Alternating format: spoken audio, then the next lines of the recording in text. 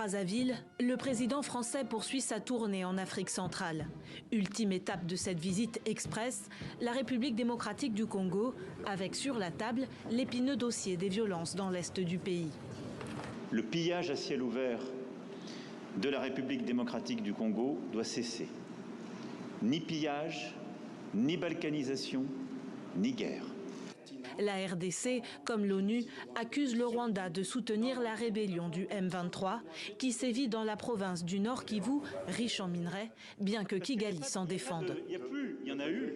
La question est de savoir est-ce que le Rwanda peut se passer de ce pillage systématique de la République démocratique du Congo qui date maintenant d'une vingtaine d'années.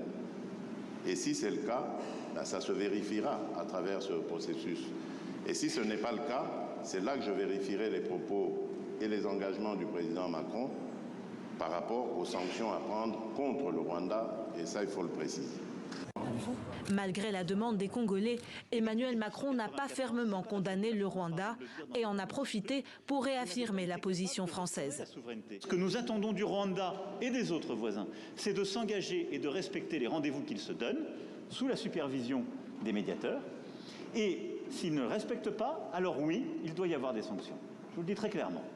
Et depuis 1994, et ce n'est pas la faute de la France, pardon de le dire dans des termes aussi crus, vous n'avez pas été capable de restaurer la souveraineté, ni militaire, ni sécuritaire, ni administrative de votre pays. C'est aussi une réalité. Il ne faut pas chercher des coupables à l'extérieur de cette affaire.